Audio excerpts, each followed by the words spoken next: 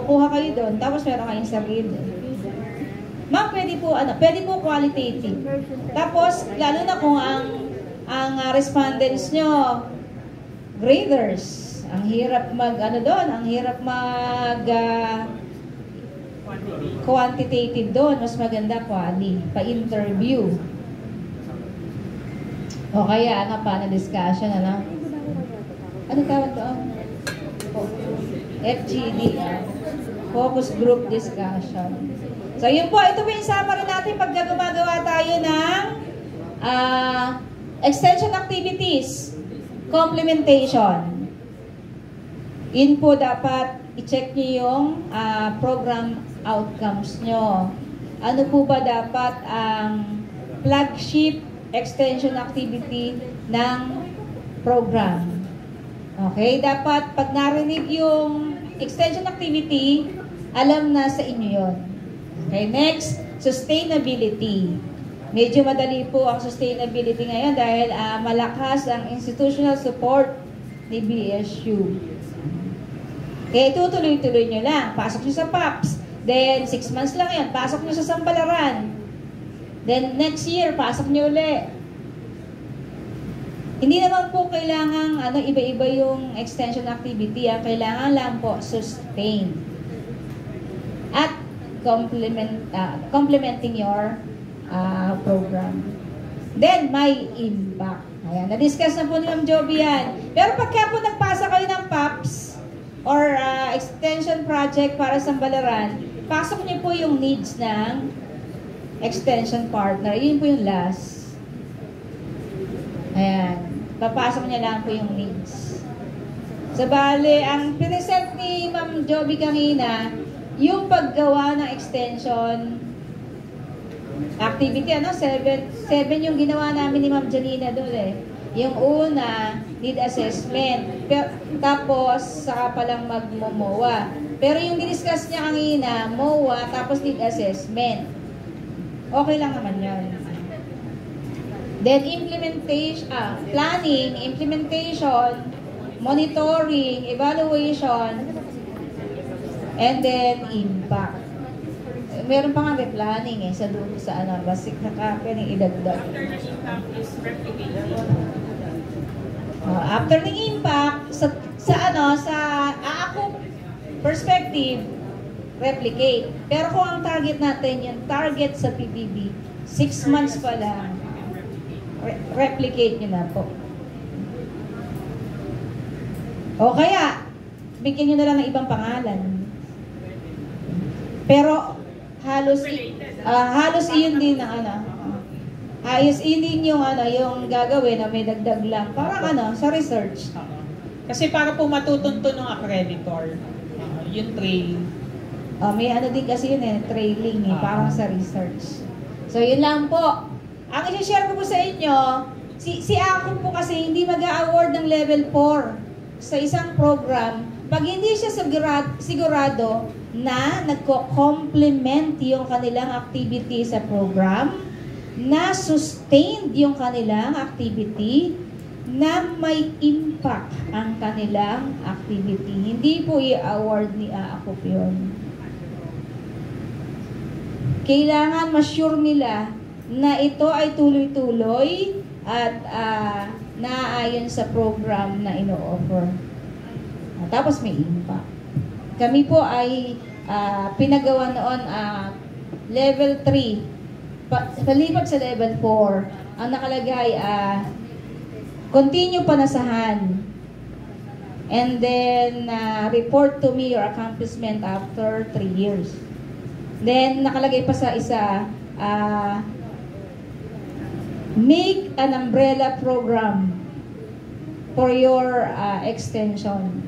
Gumawa naman kami ng umbrella. Kaya lang, napalitan na akong extension coordinator doon dahil umakit akong college secretary. Pero ano po ako ngayon? Full-time extensionist. Single. So, ang isi-share ko po sa inyo, yung ginawa kong umbrella program. Kasi po yung paggagawa namin sa inyo ni Ma'am Joby, gagawa kayo ng umbrella program. Meron pong colleges na may umbrella program na. Hindi po kayo makakaligtas kaya ako doon. Kung meron na kayo, magsasuggest lang sila for improvement. Pag wala, paggagawain po kayo. At hindi basta gagawin lang. Dapat yung gagawin nyo, yung ginawa nyong program, tatrabahuin nyo. Hindi siya plano lang. So, ayan po, nirelate ko po siya sa mathematics. Yan po yung pinasa namin kay Ako.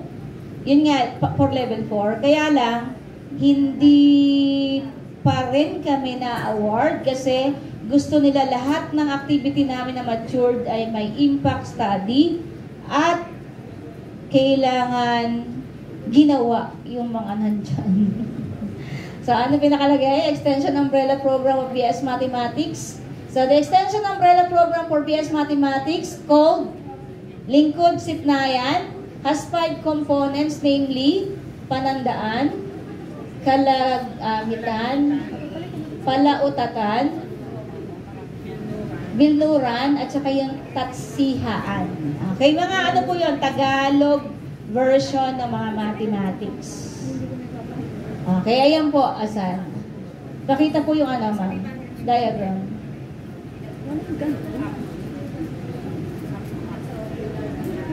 Ayan po yung ano, umbrella program. So, lingkod sipnayan, panandaan, taksihaan, kalagmitan, palautatan, bilnuran. Tapos sa ibaba po niyan, may description. Yung computer literacy sa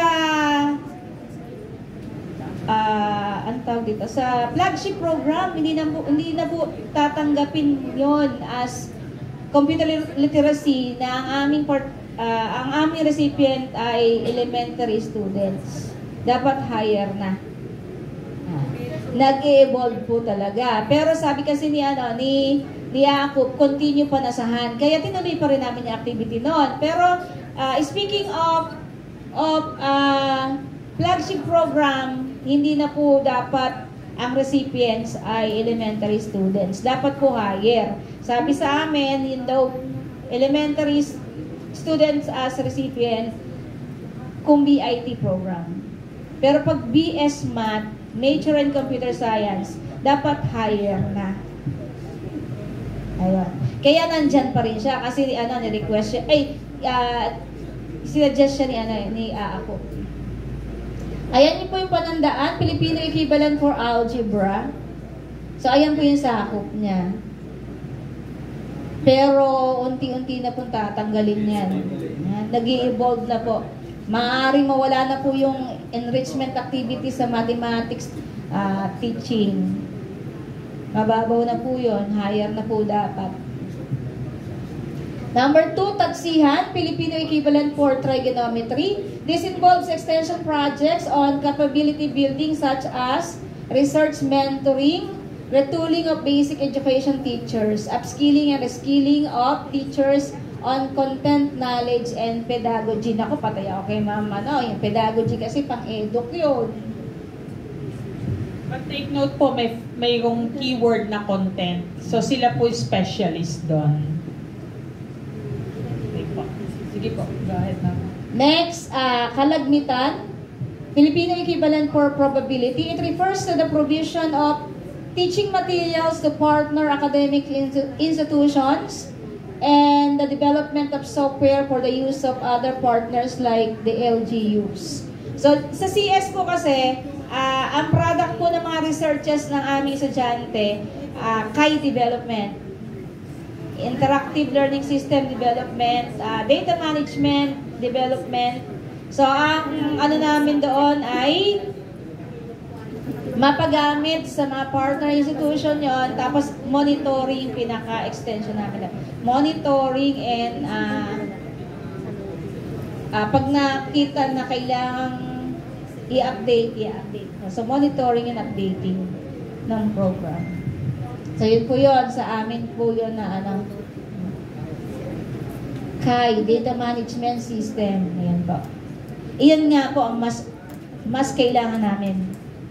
Napakadali nga eh. Sabi ko nga sa kanila, eto suggestion ko sa Sambalaran, ipasok nyo yung activity ng tungkol sa, halimbawa, ito yung CAI o ILS, pipresent yun. Tapos, paggagamit natin sa kanila, yun yung susunod na extension activity. Next po ay palautatan, Filipino equivalent for statistics. So, this involves consulting services such as data analysis, projections, and other related services that could improve the performance of businesses of partner organizations. Kasi ang BS Math po namin may tatlong major or specialization. Statistics, applied statistics, business applications, and computer science. So, pumapasok po dito yun sa business at saka sa applied stat. Sa data analysis and projection. So, consultancy po yun. Pwede po namin gawin. Sa ngayon, di pa namin nagagawa. Pero meron po kaming matatag na partnership sa PSA at kami po nagtitrain ng mga kawani, employees ng PSA all over Region 3. So, ngayon po nasa Nueva Ecija, yung grupo namin, 3 days po sila doon. 3 days kada province. So, yung best practice. Sabi nga ni pagka hindi sustainable, hindi best practice. Next po, yung last component, Bilnuran, Filipino equivalent for arithmetic, lower math. Bakit lower math? Kasi it involves other extension services of the program, including those requested by the partner institution that do not fall under the 4 components. Kasi meron po kami mga adapted partners. Pwede po silang mag-request na hindi related sa program namin. Yun po, magpo-points din naman ng ang college or university sa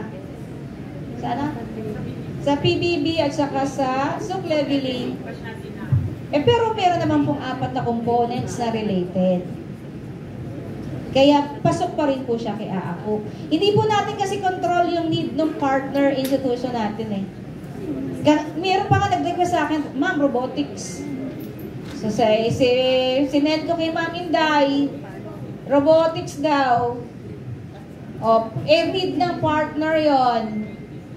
So, pwede namang igawin ng CS,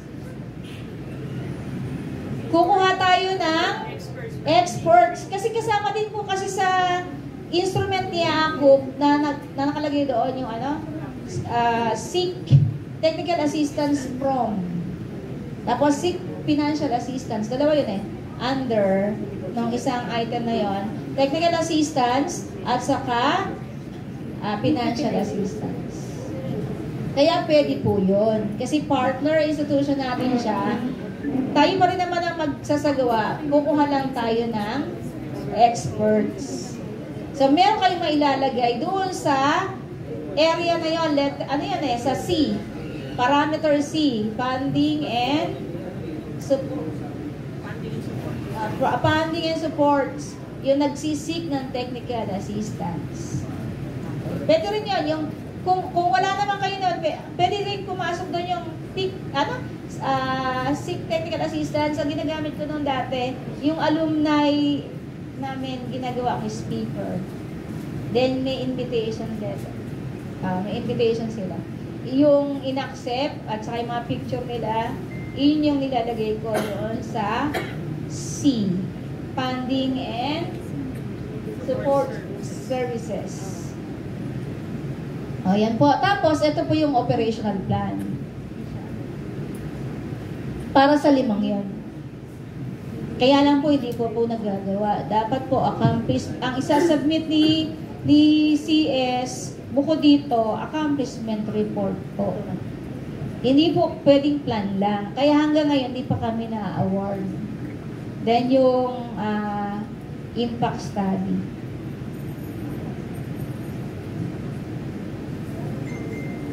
Yoli. Yes, ma'am. Sister, pa-project ulit yung ginawa ni Ma'am Yoli na umbrella.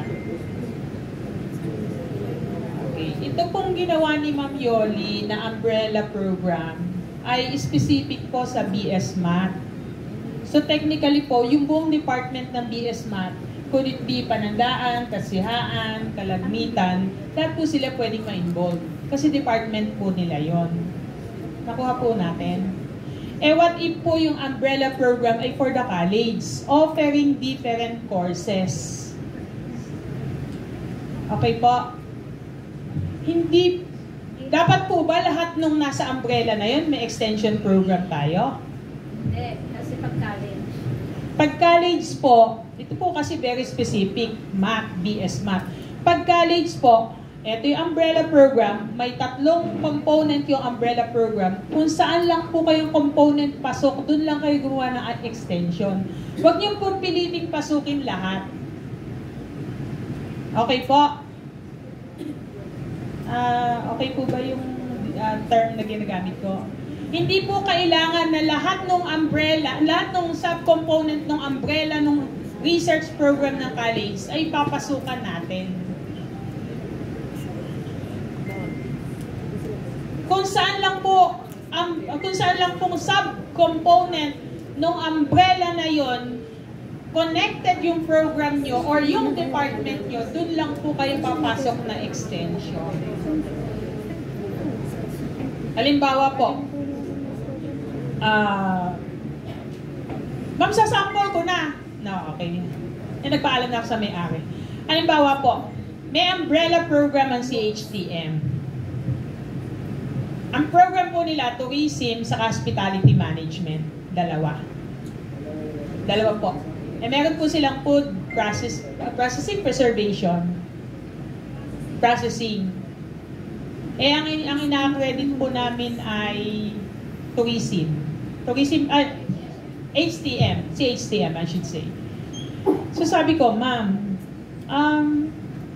yung processing ay hindi yun ang pinaka-focus natin. Although, nagpe-prepare kayo ng pagkain sa hospitality.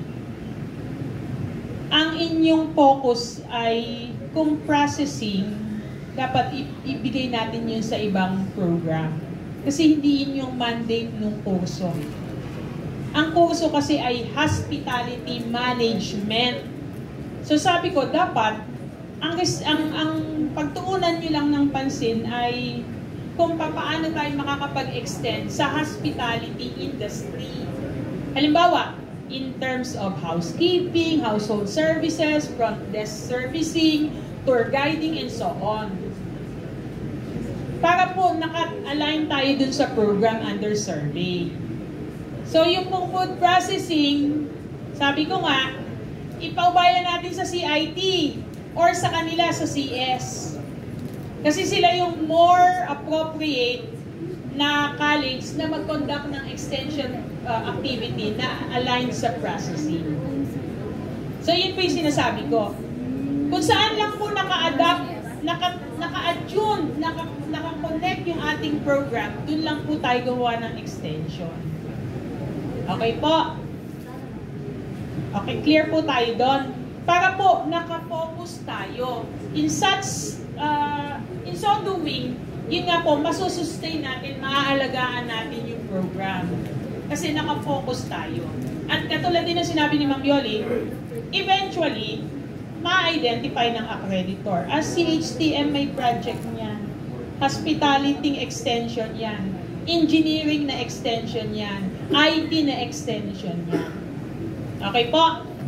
Yung sample po kasi ni Ma'am ay sa mismong program na ng BS Math. So technically lahat sila sa BS Math. Kahit hindi ako nagtuturo ng panandaan, pwede ako ma-involve sa extension na yun. Kasi nasa department namin yun. What if another program? Ngayon, minsan nailusot ko din sabi niya, ma'am, ito, ba't nandito? Sabi ko, ma'am, kasi nagtuturo siya ng subject dun sa program. Pwede rin naman po yun.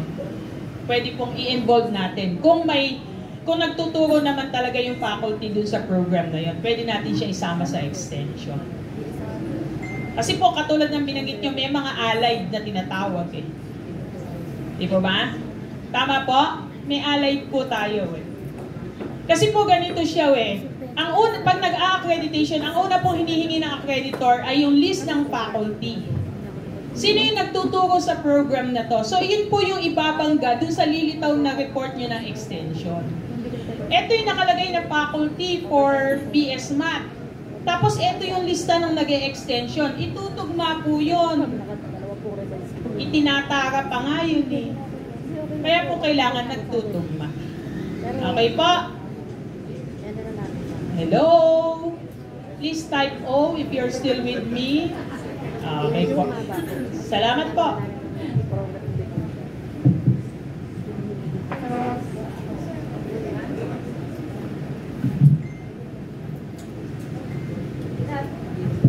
Tinatapos ko na po yung itong ano namin, speaking engagement namin dito. Kaya po dala ko yung microphone.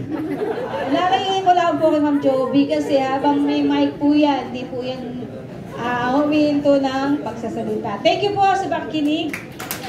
Maraming salamat.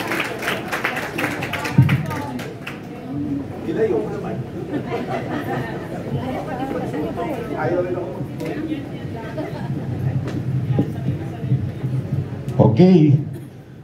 Thank you so much, Professor Yolanda. Yan.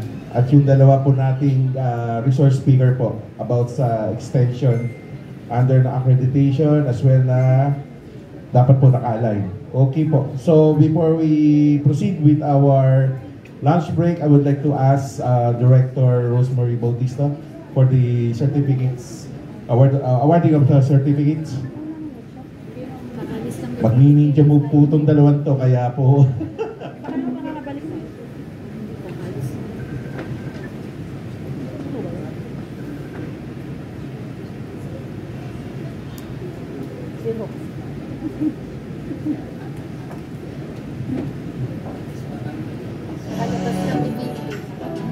So may I call Professor Yolanda and Dr.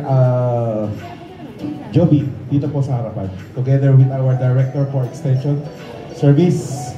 And I think our VP President po ay may kausap lang po na importante rin po kasi. Nakalalabas lang po, nakita ko po tumatakbo pa.